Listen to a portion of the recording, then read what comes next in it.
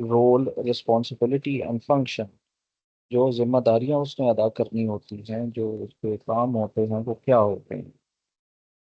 Roles and responsibilities, जिसे हम short form में R&R कहते हैं जी, उसमें चार किस्म की सफियर्स हैं, ये चार किस्म के एरियाज हैं।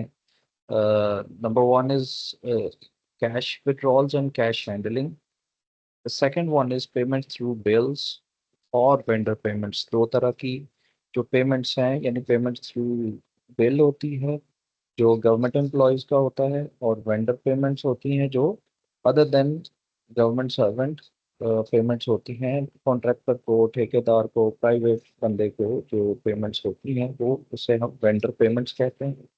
The third one is payment through पे रोल, यानी एम्प्लॉयज पेमेंट्स, जो एम्प्लॉयज के होते हैं जी। वो मतलब तनख्वाहों का जैसे हिसाब किताब है, नॉन गजटेड स्टाफ हमारे पास जो होता है, उनकी तनख्वाहें जो हैं, उनके बिल जो होते हैं वो DDO भेजता है।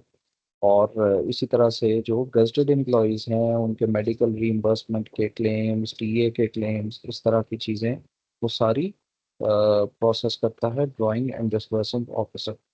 And then fourth one is maintenance of accounts. Maintenance of accounts जो है वो सिर्फ रजिस्टर बनाना, जिन्हें हम लेजर्स कह लें, जिन्हें हम कैश बुक कह लें, या कुछ और डॉक्यूमेंट्स होते हैं, वाउचर्स, उनको मेंटेन करना। ना सिर्फ ये है बल्कि इसके अलावा इनकी रिकन्सिलिएशन करवाना अकाउंट्स के अंदर से, मंथली क्लोजिंग करना, फिर उसकी ईयरली क्लोजिंग करना, ये भी उसका काम है। अब जाहिर है अकाउंट्स जो हैं वो इस तरह से डिजाइंड होते हैं कि साल में बजट आता है आपके पास, और उस बजट को आपने खर्च करना होता है उसी फाइनेंशियल ईयर के अंदर अंदर, क्योंकि उसकी जो प्लानिंग और उसके जो एस्टिमेट्स होते हैं they are intended for 12 months. 12 माह के लिए उनकी प्लानिंग की गई होती है, और 12 माह के बाद वो लैप्स हो जाते हैं या सरेंडर करना पड़ते हैं, और उसके बाद फिर नया फाइनेंशियल ईयर स्टार्ट होता है। सो इस सारी के जो एस्टिमेट्स बनाना और इनके रीअप्रोप्रिएशन बनाना, इनको सरेंडर करना, ये सारा जो है ये भी अकाउंट्स का पार्ट है। देन द फिफ्थ थिंग जो हमारी प्रेजेंटेशन का पार्ट होगा वो reconciliation of accounts and its importance, और इनकी रिकन्सिलिएशन और उनकी जो इम्पोर्टेंस है वो क्या है। What is who is DDO? DDO कौन है? ड्राइंग, ड्राइंग का मतलब क्या होता है? Refers to withdraw public money from the government treasury for specific purpose with a view to disperse to legal claimant. Government के पास जो पैसा होता है जी वो कैश की फॉर्म में स्टेट बैंक ऑफ पाकिस्तान के पास होता है। वो जो पैसा है वो एक खास चैनल से फ्लो करता है टिल द क्लेमेंट, यानी कि प्राइवेट बंदे या सरकारी मुलाजिम के पास एक खास तरीके से वो आता है। लेकिन उस तरीके में हर लेवल पे डिफरेंट अप्रूवल्स रिक्वायर होते हैं। वो जो पैसा स्टेट बैंक के पास, उसको हम कंसोलिडेटेड फंड कहते हैं। कंसोलिडेटेड फंड एक फेडरल कंसोलिडेटेड फंड होता है जिसमें फेडरल गवर्नमेंट के पैसे होते हैं, और इसी तरह से प्रोविंशियल कंसोलिडेटेड फंड होते हैं जिनके अंदर प्रोविंसेस के पैसे होते हैं। उन कंसोलिडेटेड फंड्स के नीचे हमारे पास जो अकाउंट्स होते हैं उनको हम पब्लिक अकाउंट्स कहते हैं, यानी सरकारी अकाउंट्स। ये भी सारे के सारे जो हैं स्टेट बैंक मेंटेन करता है। अब इन पब्लिक अकाउंट्स में पैसे कंसोलिडेटेड फंड से तब ट्रांसफर किए जाते हैं जब हमारा बजट पास हो जाता है। जैसे आजकल हम देखते हैं कि बजट प्रपोज जो है वो असेंबलीज के अंदर मौजूद हैं, उनके ऊपर डिस्कशन हो रही है। तो वो जब पास हो जाएगा बजट, तो जितनी जितनी अमाउंट्स या जो तजावीज़ के तहत अगर किसी हेड में कोई तब्दीली की जाती है, तो उसके हिसाब से जो रकूम बनेगी वो प्रोविंसेस के और फेडरल के कंसोलिडेटेड फंड से उनके प्रोविंशियल अकाउंट्स में, प्रोविंशियल पब्लिक अकाउंट्स के अंदर ट्रांसफर कर दी जाएंगी। अब उन प्रोविंशियल या फेडरल जो पब्लिक अकाउंट्स हैं उनके, उनसे पेमेंट्स होंगी प्राइवेट बैंक्स को, या सरकारी बैंक हमारा नेशनल बैंक भी है।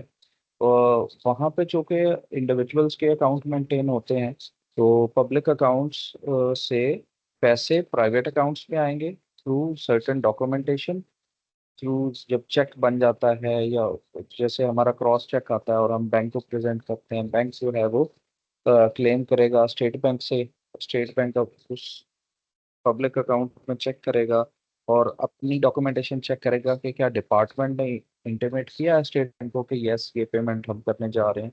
एजीज या डीओज जो हैं वो, उनके जरिए से स्टेट बैंक को इंटीमेशन जाती है कि इस बंदे को हमने ये सैंक्शन कर दिया, अलाउ कर दिया, बजट चेक कर लिया गया है, yes it is with in the budget and all the necessary requirements, documents and sanctions they have been checked and pre-audited, so इनकी पेमेंट हो सकती है। सो रियल क्लेमेंट के पास इस रूट से आते हैं पैसे।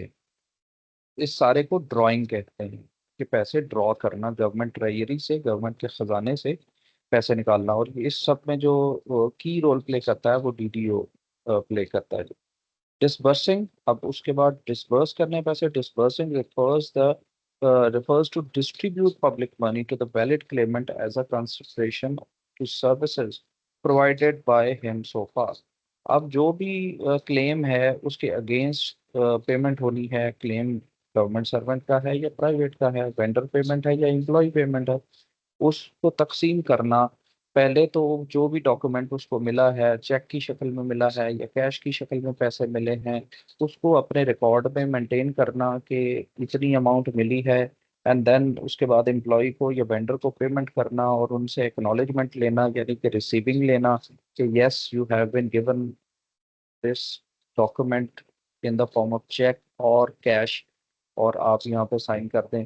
वो सारे डॉक्यूमेंट्स मेंटेन करता है डीटीओ, डिसपर्सिंग इसको कहते हैं। और ऑफिसर, आपको पता है कि officer means government servant in BPS 16 and above, 16 या उससे ऊपर जो है, according to TFR Punjab financial rule volume 1 के मुताबिक 16 और उससे ऊपर के जो एम्प्लॉयज हैं उनको हम ऑफिसर कैटेगरी में शुमार करते हैं। अब DDO stands for Drawing and Disbursing Officer and defined as the officer who prepares estimates of expenditure, यानी जो बजट तैयार करता है and actually incurs expenditure, और दरअसल ऑन फील्ड अपने हाथों से जो पैसे खर्च करता है उसको हम DDO कहते हैं। In respect of the office of which he is the DDO, उस दफ्तर के की हद तक जिसका उसे DDO बनाया गया है। DDO is the key person in public financial management. इसके ऊपर भी पूरी डीडीओ मैनुअल मौजूद है, डीडीओ हैंडबुक के नाम से मौजूद है। वो आप लेके अपने पास रख सकते हैं, because you people either are working as DDO और you are going to work as DDO in near future. वैसे तो फाइनेंशियल रूल्स की बहुत सारी किताबें हैं, मगर उसके अंदर डीडीओ के रोल के हवाले से मुख्तलिफ क्यूरीज को सामने रखते हुए, मुख्तलिफ सिचुएशंस को सामने रखते हुए चैप्टराइजेशन एंड देन उसके बाद टॉपिक्स वाइज उसको डिवाइड किया गया है। सो डीडीओ मैनुअल या डीडीओ हैंडबुक आपके पास होनी चाहिए। Monies can't be drawn from public exchanger, government treasury, except under the signature of the DDO. Money निकल नहीं सकता, पैसा नहीं निकल सकता गवर्नमेंट के खजाने से डीडीओ की सिग्नेचर के बगैर। जब भी किसी को डीडीओ का चार्ज मिलता है, आप में से जब आप लोगों ने एज डीडीओ का या प्रिंसिपल का चार्ज अस्यूम किया होगा, उस वक्त पे आपके स्पेसिमेन लिए गए होंगे सिग्नेचर के, जो कि स्टेट बैंक भेजे गए होंगे, इसी तरह से आपके डिपार्टमेंट को भेजे गए होंगे, जिसके तहत आप पैसे ड्रॉ करते होंगे, या आपकी मुख्तलिफ जगहों पे जो कि फाइनेंशियल पेमेंट्स आपके बजट से हो रही हैं, उस इदारे के बजट से जहाँ पे आप काम कर रहे हैं, तो वहाँ पे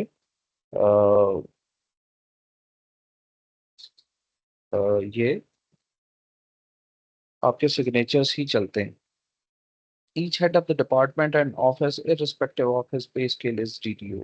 DDO का कोई पर्टिकुलर पे स्केल नहीं होता, मगर जिस भी डिपार्टमेंट के अंदर वो काम कर रहा है वो वहाँ पे डीडीओ बन सकता है। A list of DDOs in respect of the department is provided in Appendix D of Part 2 of the Punjab Budget Manual। ये पंजाब बजट मैनुअल है जी, इसके अंदर बजट बनाना और बजट के जो प्री रेक्विजिट्स हैं और इवन उसको डील और हैंडल करने के तरीकाकार हैं वो गिवन है पंजाब बजट मैनुअल के अंदर। इसका अपेंडिक्स डी है, उसके पार्ट 2 के अंदर तमाम इदारों की लिस्ट गिवन है और उसमें कौन कौन डीडीओ होता है वो लिस्ट गिवन है। In charge of a fund center with separate budget office along with the offices of the subordinate। अच्छा, बाज इदारे इस तरह होते हैं कि वो खुद एक बड़ा ऑफिस होता है और उसके नीचे छोटे छोटे फील्ड ऑफिसेज होते हैं। तो हर छोटे छोटे फील्ड ऑफिस का अलहदा से बजट समटाइम्स नहीं होता, मगर जाहिर है वहाँ पे जो भी छोटा मोटा एक्सपेंडिचर होता है उसको कोई ना कोई नोट कहीं पे किया जा रहा होता है, और कोई ना कोई एक बंदा होता है जो हर तरह की रिसीट को और हर तरह के एक्सपेंडिचर को, यानी कि आमदन को और खर्च को, दोनों को रिकॉर्ड कर रहा होता है। वहाँ पे उसे हम कंट्रोलिंग ऑफिसर कहेंगे। लेकिन एक ऐसा दफ्तर जो बजाते खुद बड़ा दफ्तर है, जिसका अपना बजट है, उसको हम कॉस्ट सेंटर कहते हैं। वो कॉस्ट सेंटर बाकायदा रजिस्टर होता है एजी ऑफिस के अंदर, और वहाँ से उस कॉस्ट सेंटर नंबर के अगेंस्ट हमारी जितनी भी ग्रांट्स हम ड्रॉ करते हैं, हम बताते हैं कि ये हमारा कॉस्ट सेंटर नंबर है। जाहिर है वहाँ पे हमारे इदारे का नाम भी होता है, लेकिन साथ हमारा कॉस्ट सेंटर भी नंबर भी अलहदा से होता है। तो वो जो एक बड़ा दफ्तर है या एक प्रॉपर इदारा है, उसका कॉस्ट सेंटर होता है। दोनों सूरतों में जो है डीडीओ वहाँ पे मौजूद होगा, लेकिन जो छोटा दफ्तर है वो उसे हम फंड सेंटर कहेंगे। एक कॉस्ट सेंटर के अंदर मल्टीपल फंड सेंटर हो सकते हैं। वहाँ पे जो डीडीओ होगा उसे हम कंट्रोलिंग ऑफिसर या सीईओ कहेंगे। और जो हमारा बड़ा दफ्तर है या इदारा है प्रॉपर, वहाँ पे डीडीओ को हम डीडीओ ही कहेंगे। DDO is usually collecting officer as well. और बाज इदारे ऐसे हैं जो जो रेवेन्यू कलेक्ट भी करते हैं, या इवन अगर आप भी एज डीडीओ काम कर रहे हैं तो जो वेंडर पेमेंट्स होंगी, या इवन एम्प्लॉय रिलेटेड भी कुछ पेमेंट्स हैं, जो अगर किसी का सप्लीमेंट्री पे बिल है तो उसके अंदर से जो टैक्स की कटौती है, वहाँ आप एज विद होल्डिंग एजेंट काम करेंगे। यानी कि उस कटौती आप करेंगे कि इतना सेल्स टैक्स और इतना इनकम टैक्स ये कट के आपको इतनी अमाउंट मिलनी है। या एम्प्लॉय के मामले में सिर्फ इनकम टैक्स इन्वॉल्व होता है, तो वो तो उस सूरत में आप कलेक्टिंग ऑफिसर भी हैं। आप गवर्नमेंट के बिहाफ पे पैसे भी जमा करते हैं। Who is nominated as DDO, किसको लगाया जाता है, कौन लगाता है? DDO can nominate some of his subordinate officer as DDO in terms of rule 8.26 और 4.43 ऑफ एसटीआर, जो हमारे सब्सिडरी ट्रेजरी रूल्स हैं, और इसी तरह से पंजाब फाइनेंशियल रूल्स, इन दोनों के अंदर ये रूल्स हैं 8.26 और 4.43। इनको आप कंसल्ट कर सकते हैं, देख सकते हैं। इनके तहत जो एक फैक्ट्री है, या इंस्पेक्टर जनरल ऑफ पुलिस है, या कोई भी अपने डिपार्टमेंट का हेड है, एडमिनिस्ट्रेटिव एग्जीक्यूटिव हेड है, वो बुनियादी तौर पर उसका डीटीओ होता है पूरे महकमे का। और उसके बाद उसके मातहत उसके अंडर सुपरविजन जितने भी इदारे चल रहे होते हैं, प्रोविंशियल लेवल पे, डिवीजनल लेवल पे, डिस्ट्रिक्ट लेवल पे, वो अपनी उस पावर को डेलीगेट करता है और उस इदारे के अंदर से ही एक शख्स को एज डीडीओ नॉमिनेट कर देता है, और उस बिना पर वो उस दफ्तर या डिपार्टमेंट का डीडीओ कहलाता है। ईच एडमिनिस्ट्रेटिव सेक्रेटरी हर सेक्रेटरी डीडीओ है जी। हेड ऑफ अटैच डिपार्टमेंट, जो भी अटैच डिपार्टमेंट होते हैं मेन डिपार्टमेंट के, या मिनिस्ट्रीज तो खैर फेडरल में होती हैं, लेकिन यहाँ डिपार्टमेंट्स होते हैं प्रोविंशियल लेवल पे। यहाँ पे जो हेड ऑफ द डिपार्टमेंट है वो नॉमिनेट कर सकता है। सॉरी, जो रजिस्ट्रार है लाहौर हाई कोर्ट, वो नॉमिनेट कर सकता है। आईजीपी, जो इंस्पेक्टर जनरल ऑफ पुलिस है, आईजी पंजाब जिसे कहते हैं हम, आरपीओ है, डीपीओ है, ये पुलिस के हद तक ये कर सकते हैं। चीफ इंजीनियर हैं, आपको पता है कि चीफ इंजीनियर होता है जी। और एक ही डिवीजन में डिस्ट्रिक्ट लेवल पे डिफरेंट एक्सीएंस और जो एसडीओज वगैरह काम कर रहे होते हैं इंजीनियरिंग के, इलेक्ट्रिकल के, मैकेनिकल के, सिविल के, तो ये लोग, इनके पास अथॉरिटी होती है। They has nominated some of his subordinates to perform the functions of DDO, और ये अपने सबऑर्डिनेट ऑफिसर्स में अपने सबऑर्डिनेट को डीडीओ नॉमिनेट कर देते हैं। ये जो दो रूल्स हमने देखे थे, फाइनेंशियल रूल में से और ट्रायरी रूल में से, ये दो बातें करते हैं। एक तो वो कहते हैं कि where there is more than one officer attached to an office, the head of the office may delegate to any officer subordinate to him immediate responsibility for the supervision of the contingent accounts, including the duty of signing the contingent bills and registers and checking and canceling the vouchers। यानी कि delegation of power के अंदर क्या क्या चीज़ें शामिल हैं कि जो कंटिजेंट अमाउंट्स हैं यानी कि मनी रिलेटेड बिल्स हैं उन सबको चेक करना, उसके अलावा साइन करना, उसके अलावा उन कंटिजेंट बिल को रजिस्टर्स पे लेना, उन रजिस्टर्स को मेंटेन करना, उनको प्रॉपरली क्लोज करना। वो क्लोज करने से मुराद ये है कि रजिस्टर या जितनी भी फाइनेंशियल ट्रांजैक्शन है ये क्योंकि टाइम बाउंड होती है।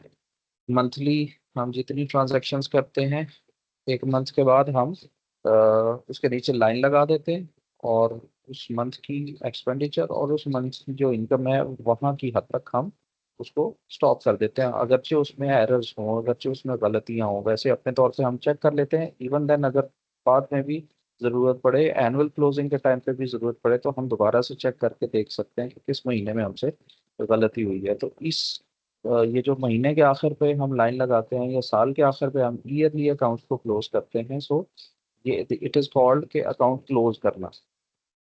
रजिस्टर तो ज़ाहिर है वही रहता है, हम नया रजिस्टर तो नहीं लाते, लेकिन हम नए मंथ में नया लीफलेट और इसी तरह से नए ईयर में नई साइट जो है वो हम स्टार्ट कर देते हैं।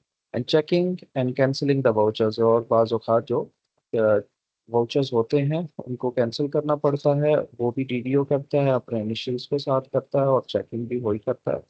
और दूसरी जो चीज़ जो डेलीगेशन के साथ आती है वो आती है the delegation of power will not however relieve the head of office of the responsibility of seeing that the grants placed at his disposal are dispersed in proper manner under due authority। Authority delegate करने का मतलब ये नहीं है कि अब उनकी liability खत्म हो गई है। जो भी हेड ऑफ द ऑफिस है, जो सेक्रेटरी साहब हैं या आईजीपी हैं या आरपीओ हैं या आपके जो एग्जेक्टिव ऑफिसर्स होते हैं डिवीजन में, डिस्ट्रिक्ट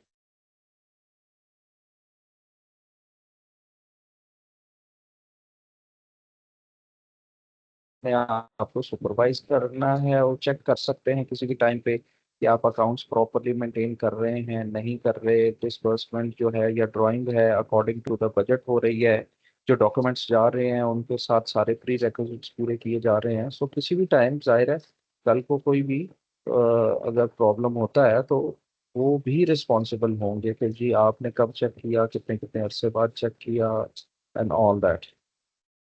अब हम बात करते हैं कि duty, role, responsibility and function. अब ये चार अल्फाज हमने, ड्यूटी भी है, रोल भी है, रिस्पॉन्सिबिलिटी और फंक्शन, और एक पांचवा भी था पावर, पावर ऑफ डीटीओ। अब वो सुन के ऐसे लगता है कि जैसे बहुत सारी चीज़ें इस एक शख्स की ज़ात में जमा हो गई हैं, डीटीओ जिसे हम कहते हैं।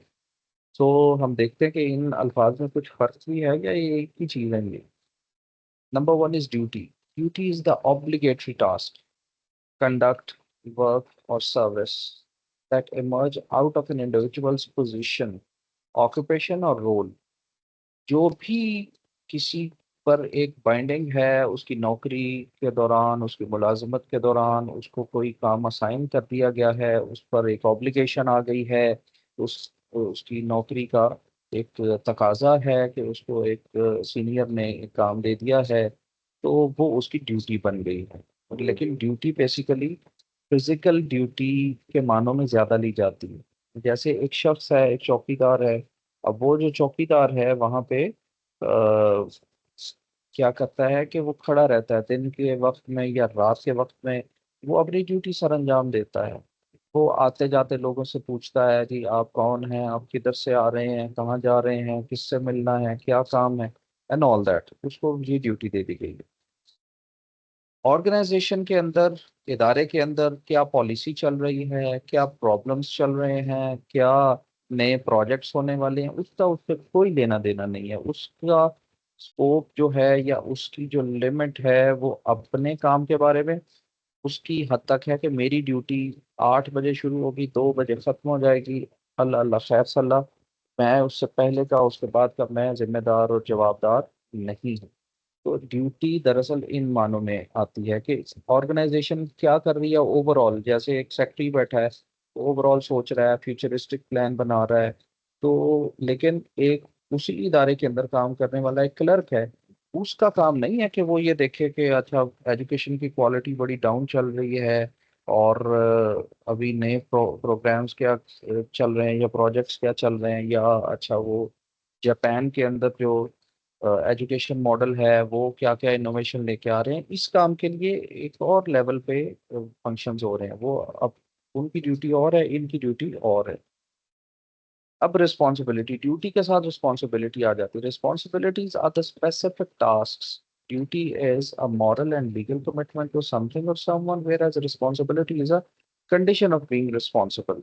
अब जो ड्यूटी है वहाँ पे हमारी मॉरल और लीगल कमिटमेंट आ जाती है कि हमने ना सिर्फ मॉरली उसको पूरा करना है बल्कि लीगली भी पूरा करना है, और अगर हम उसको पूरा नहीं कर रहे तो obviously we are liable to any legal action. एक चौकीदार है, उसकी चौकीदारी उसकी ड्यूटी थी, उसकी मौजूदगी में चोरी हो गई है जी, फर्नीचर चोरी हो गया है एक इदारे का, तो ऑब्वियसली लीगल एक्शन जब होगा तो उस पर चौकीदार रिस्पॉन्सिबल होगा कि इसकी ड्यूटी टाइमिंग थी तो ये अपनी ड्यूटी पे इसको फलां जगह पे खड़ा होना चाहिए था, but he was not there, CCTV footage के मुताबिक वो वहां पे था ही नहीं, तो ऑब्वियसली उसकी भी लाइबिलिटी बन जाएगी। मगर जो रिस्पॉन्सिबिलिटी है, ये एक यूं समझो कि एक inner function of an individual है। ये जैसे हम कहते हैं कि फलां शख्स बहुत रिस्पॉन्सिबल है, इसका मतलब ये है कि वो शख्स अपने तौर पर महसूस करता है, उसने अपने ऊपर ये चीज़ लाजिम करार दी है, और कि मैं ये काम परफॉर्म करूंगा, मैं ये फंक्शन परफॉर्म करूंगा, और that's why I am responsible. तो रिस्पॉन्सिबिलिटी अंदर से इंसान को किसी चीज़ का जवाबदार बनाती है। वो शख्स सबसे पहले अपनी ज़ात में जवाबदेह होता है कि अच्छा मैंने ये काम करना है, और मैंने ये काम किया है या नहीं किया, सही किया गलत किया है, इसको मैं आइंदा बेहतर कैसे करूंगा, ये रिस्पॉन्सिबिलिटी होती है। या फिर जो ड्यूटी है वो अंदर से नहीं आती, वो आपको बाहर से असाइन की जाती है। Once a person engages himself with some duty, or if he has been entrusted with a duty, then that person fully commits himself to it. Or as a citizen of a country, a person has many duties to perform. It is his duty to adhere to the constitution. ये हमारी duty है जी, और अगर हम ये perform करने में fail होते हैं तो obviously we are liable to any legal action. But responsibility can be termed as an ability to act at one's own will. ये इंसान अपने इरादे और अपनी नीयत के साथ करता है, विदाउट एनी सुपरविजन। आपके ऊपर कोई सुपरविजन हो या ना हो, कोई देख रहा हो, कोई पूछने वाला हो या ना हो, इवन देन रिस्पॉन्सिबिलिटी आपको अंदर से ड्राइव कराती है, आपसे काम लेती है। It is the obligation to successfully complete and assign task. In responsibility, a person takes upon the duty to complete the task and to make the task a success. ये responsibility आपसे करवा रही होती है।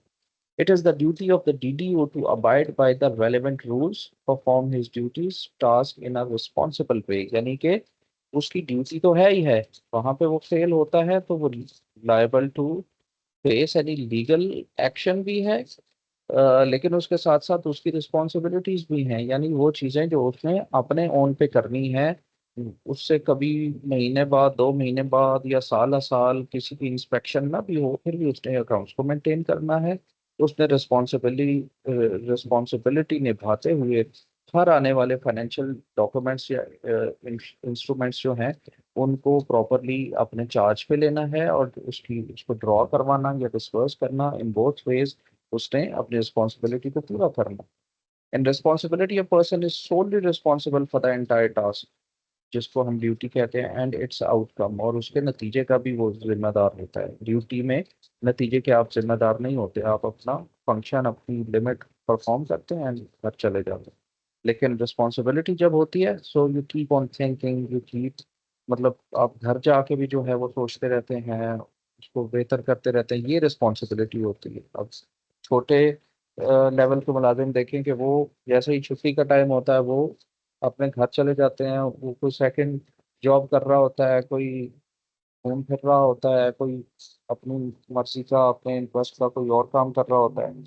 बट जो heads होते हैं department के, जो कॉलेजेस के हेड्स हैं, इवन एडमिनिस्ट्रेटिव डिपार्टमेंट्स के हेड हैं, वो 4-5 बजे तक बैठे रहते हैं। इवन देन उसके बाद वो फिर सोशलाइजेशन का एक वो एहतमाम करते हैं ताकि बार बार चीज़ें रिव्यू हो सकें, अंडर डिस्कशन आ सकें, ज़्यादा से ज़्यादा उनकी ग्रिप आ सके, वो लोगों से अपने काम के बारे में, अपने इंस्टीट्यूशन के बारे में व्यूज़ ले सकें, उसमें इम्प्रूवमेंट का जो मार्जिन है उसको देख सकें।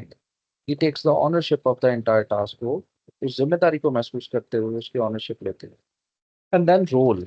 रोल जो है ये हमारा किसी पोजीशन की वजह से हमें जो चीज़ मिल जाती है वो हमारा रोल होता है।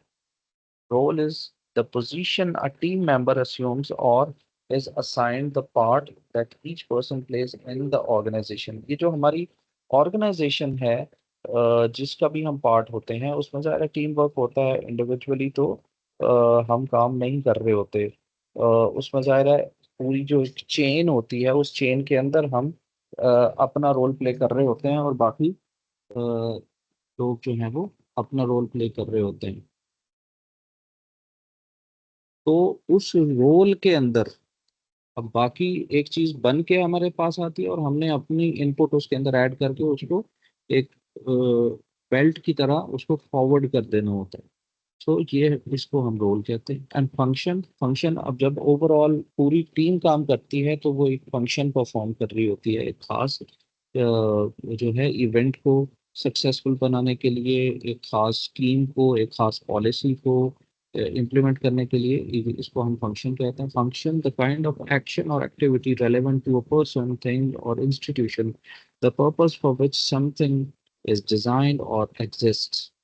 Role is a part played by someone in a specific circumstances, whereas function is the natural purpose of something.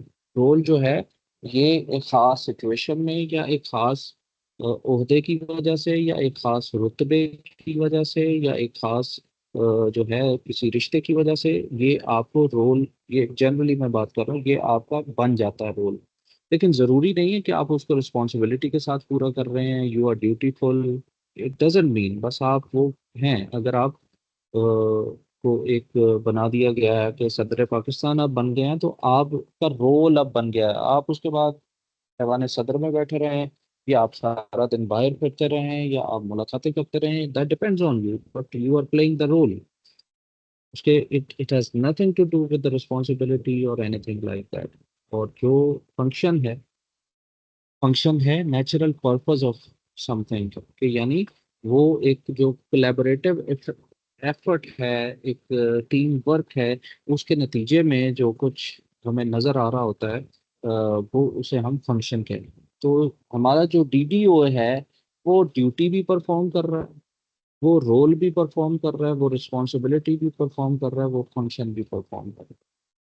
A function is the organizational representation of a set of similar job descriptions, and it provides us with a way to structure tasks and roles. A DTO's role is like an obligation, but his function is the usefulness of his role that have been assigned to him. उसका जो function है जो उसने possible करके दिखाना है वो उसने अपनी यूजफुलनेस को साबित करना है कि yes he is adding value to the organization, he is doing things responsibly, and he is noting down each and everything। क्योंकि हम पब्लिक सेक्टर के लोग हैं और पब्लिक सेक्टर में जो वाहिद चीज़ जिसकी वजह से हम स्लो भी होते हैं, जिसकी वजह से हम प्राइवेट सेक्टर की तरह बहुत अच्छी डिसीजन मेकिंग, बहुत फास्ट डिसीजन मेकिंग नहीं कर पा रहे होते, उसमें हमारी ये डॉक्यूमेंटेशन है कि हमने हर चीज़ को रिकॉर्ड करना होता है। बिकॉज आज हम एक जगह पे हैं, कल हम ट्रांसफर होकर दूसरी जगह पे चले जाते हैं। सो हमारे बाद आने वालों को पता हो अच्छा कि ये फाइल है,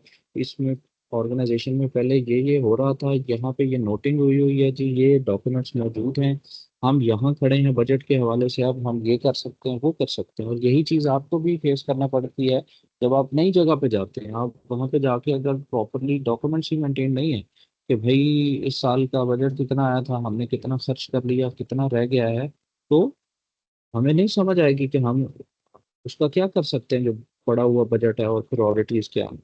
सो विड्रॉल ऑफ कैश, पहला फंक्शन जो हमने शुरू में चार और पांच चीजें देखी थी कि उसकी ड्यूटीज, रोल्स एंड रिस्पॉन्सिबिलिटी और फंक्शंस जो हैं उसके अंदर चार पांच जो एरियाज हैं, स्फीयर्स हैं, उसमें सबसे पहले है विड्रॉल ऑफ कैश। अब सबसे पहले रूल 2.1 ऑफ पब्लिक, जो हमारा पंजाब फाइनेंस रूल्स हैं, वो ये हमें बताते हैं कि each government servant is personally responsible for the money which passes through his hands on record of receipts and payments and correctness of the record in every respect.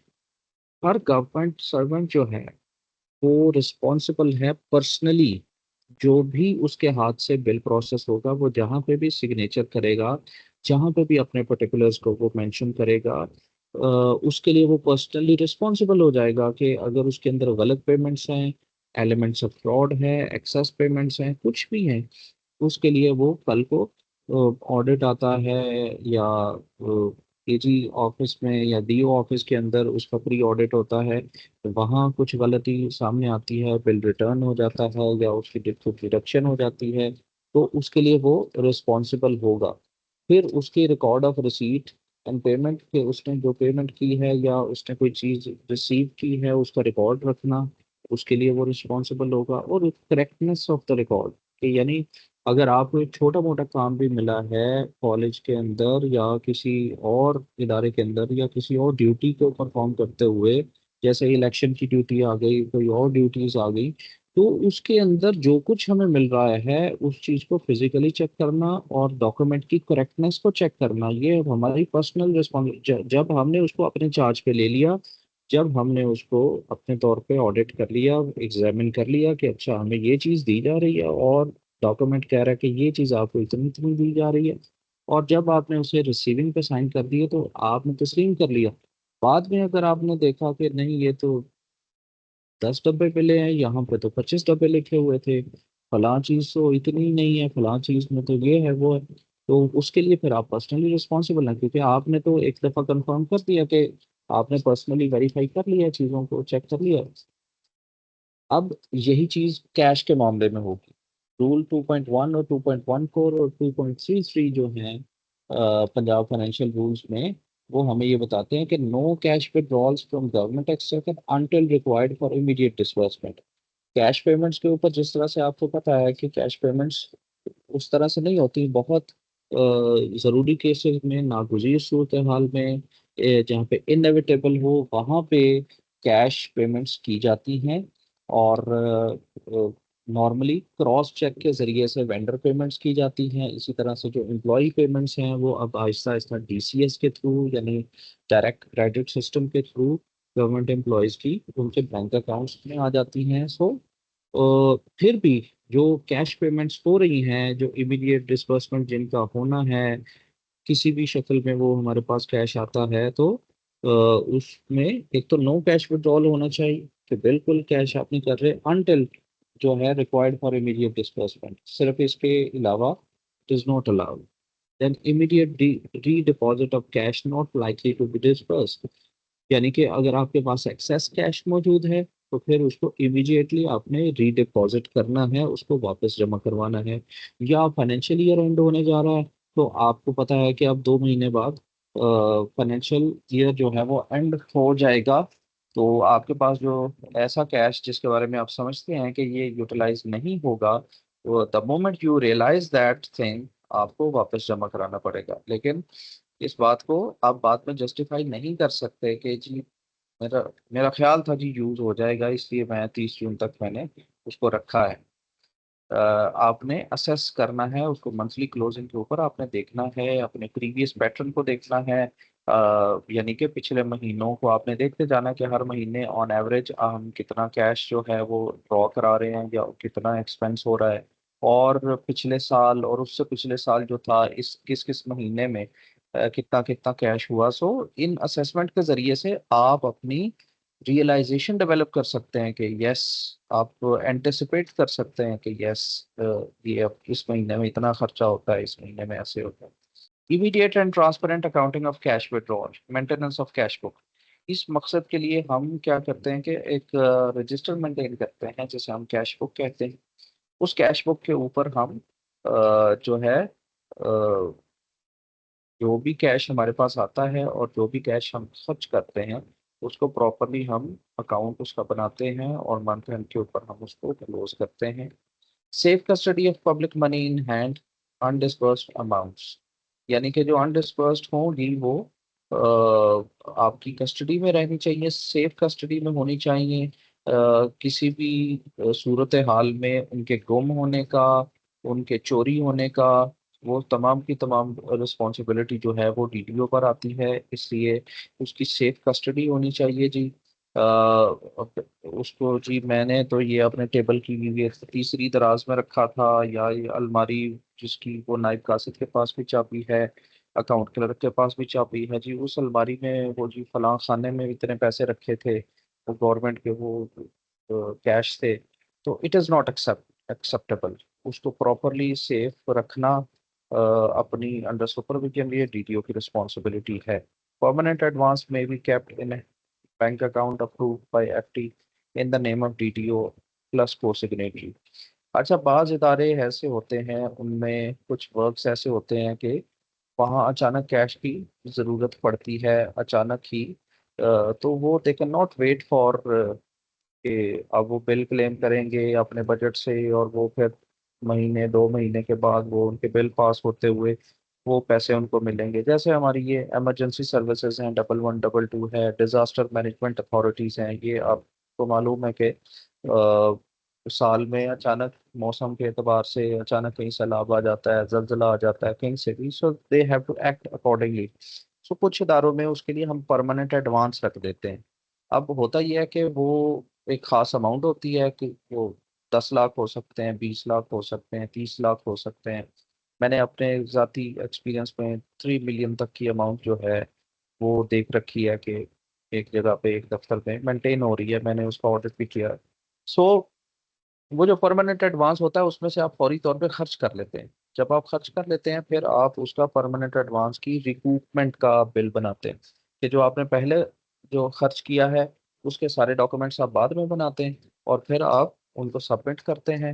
And then जैसे ही आप submit करते हैं फिर वही उतनी ही amount आपको वापस मिल जाती है। सो आप परमानेंट एडवांस की रिकूपमेंट के बाद आपकी वो सीलिंग पूरी होनी चाहिए। यानी अगर 3 मिलियन है तो आपने खर्च कर लिया, बीच में से 5 लाख खर्च कर लिया, 25 लाख रह गया, तो अब उस 5 लाख को आप रिकूपमेंट कराएंगे, एंड देन 5 लाख वापस लाके आप उसकी अपनी सीलिंग यानी 3 मिलियन दोबारा वो पूरी करेंगे। और इसमें आप अगर परमानेंट एडवांस आपको मिला है, जाहिर है, अगर तो 1 मिलियन तक का है तो आप अपने पास मेंटेन रख सकते हैं। ये शायद अगर नहीं भी रख सकते तो इससे कम की अमाउंट रख सकते हैं। अगर ज्यादा अमाउंट है जैसे 30 लाख की मैंने बताई, तो जिस इदारे का मैंने ऑडिट किया था उन्होंने भी वहाँ पे नेशनल बैंक के अकाउंट में फाइनेंस डिपार्टमेंट अप्रूव करता है कि ये गवर्नमेंट का बैंक है, तो ये यहाँ पे होने चाहिए। तो वो बाइंडिंग थी उन पर कि वो नेशनल बैंक के अंदर अपने परमानेंट एडवांस के अकाउंट मेंटेन करें, और वहाँ से वो थ्रू चेक जो है वो निकालें पैसे, और उसका सिग्नेटरी और को सिग्नेटरी होता है। जैसे कॉलेजेस के अंदर प्रिंसिपल जो है वो डीटीओ, और जो वाइस प्रिंसिपल है वो को सिग्नेटरी के तौर पे एक्ट कर रहा होता है, और वहाँ से वो अपने ड्रॉ करवाते हैं पैसे। तो जहाँ पे ये परमानेंट एडवांस की हो, तो प्रोविजन अवेलेबल हो, तो ये आपको मालूम होना चाहिए कि फाइनेंस डिपार्टमेंट का अप्रूवल होना चाहिए कि इसको कहाँ पे मेंटेन करना है, और फिर उसको कैसे ड्रॉ करना है, एंड देन उसको कैसे रिकूप कराना है। देन वेंडर पेमेंट, ये नेक्स्ट है जी। ये डीडीओ की रिस्पॉन्सिबिलिटीज के अंदर वेंडर पेमेंट्स, जैसे मैंने बताया पहले कि जो प्राइवेट कॉन्ट्रैक्टर है, ठेकेदार है, उसको हम वेंडर कहते हैं। Vendor payments are in reimbursable mode until advance payment is sanctioned by FT in terms of note under clause K of rule 2.10। Vendor payments जो हैं ये रीइम्बर्सेबल मोड में होती हैं, कि यानी इनको क्लेम किया जाएगा तो ही ये मिलेंगी।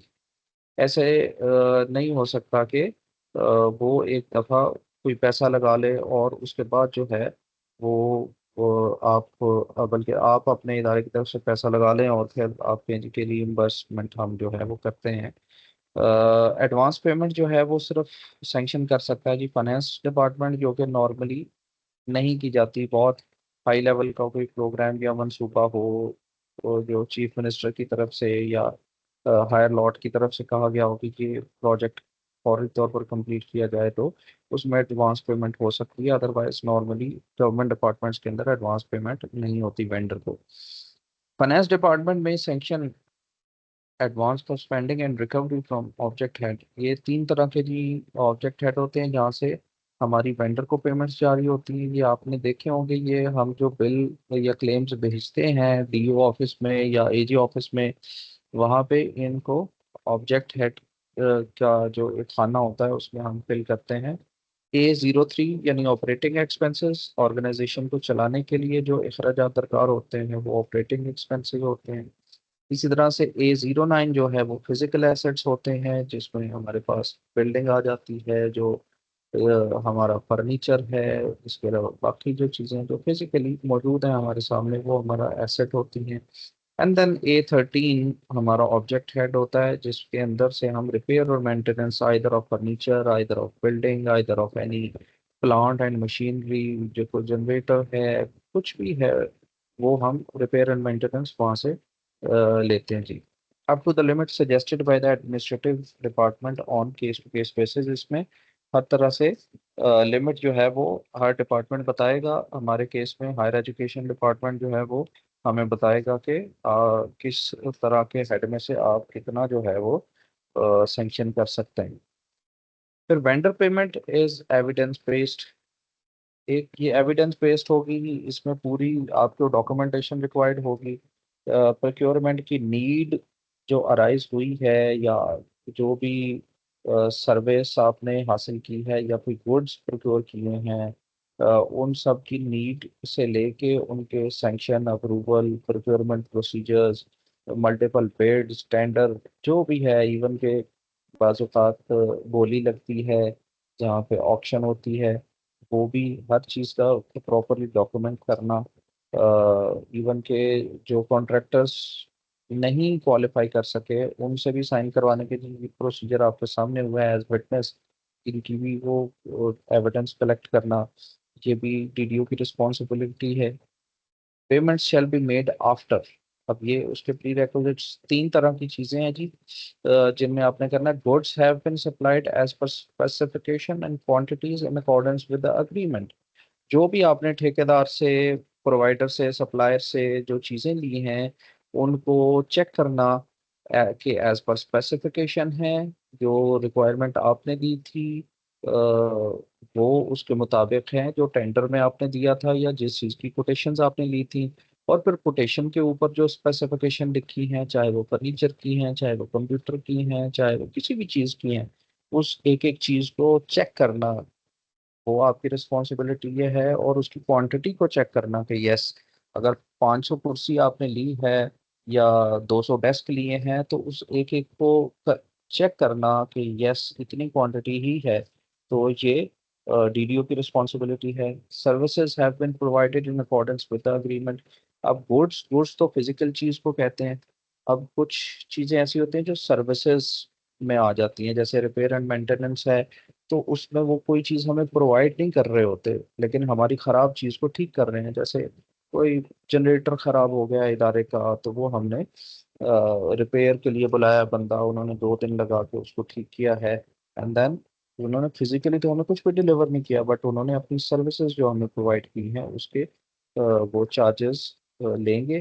तो ये सर्विसेज जो उनके साथ हमारा अग्रीमेंट होगा या जो हमारी रिक्वायरमेंट होगी उसके मुताबिक हुआ है, इस चीज़ को भी चेक करना डीडीओ की रिस्पॉन्सिबिलिटी है। Works have been done in accordance with the agreement. और फिर ये जो हमारे वर्क्स होंगे, सिविल वर्क्स हो सकते हैं, इलेक्ट्रिकल वर्क्स हो सकते हैं, मैकेनिकल वर्क्स हो सकते हैं, ये भी वेंडर पेमेंट्स में आ जाते हैं। जाहिर है गवर्नमेंट लेवल पे तो हमारे पास नहीं होते। हम बिल्डिंग बनानी है या हमने इलेक्ट्रिकल का काम करवाना है, तो मैकेनिकल, सिविल जो भी है किसी भी तरह का, तो ये तीन तरह की गुड्स, सर्विसेज और वर्क्स, ये हमारी वेंडर पेमेंट्स हो सकती हैं। और इन तीनों को चेक करना from the starting point till the ending point, delivery point and conclusion, ये सारा वेंडर पेमेंट्स तक का डीडीओ की responsibility. Vendor claim is valid and enforceable in the court of law. ये हमें मालूम होना चाहिए कि वेंडर क्लेम जो है, जो वो काम करता है और जो वो बिल क्लेम करता है, वो किसी भी कोर्ट ऑफ लॉ के अंदर जो है उसको एज एविडेंस प्रेजेंट कर सकता है।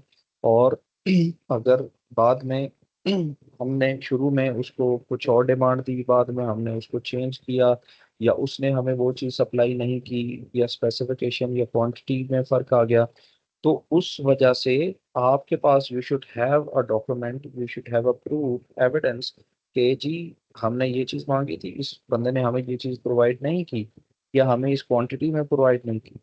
तो कोर्ट ऑफ लॉ में भी आपको जाना पड़ सकता है इन ऑर्डर टू, क्योंकि जो लोग बिजनेस करते हैं, जो लोग वेंडर के तौर पे काम करते हैं, गवर्नमेंट सप्लायर्स कॉन्ट्रैक्टर्स के तौर पे, so they have all the options known to them कि हमने टैक्स वालों को कैसे डील करना है, कोर्ट में हमने किस मामले में जाना है, और इदारों के साथ हमने किस तरह से डील करना है। सो अगर ऐसा कोई मामला पेश आ गया तो उसमें घबराने की ज़रूरत नहीं है, बल्कि हर स्टेप के ऊपर प्रॉपर डॉक्यूमेंटेशन सिर्फ हम कर लें तो हम जो है किसी भी तरह की नाकामी से बच सकते हैं।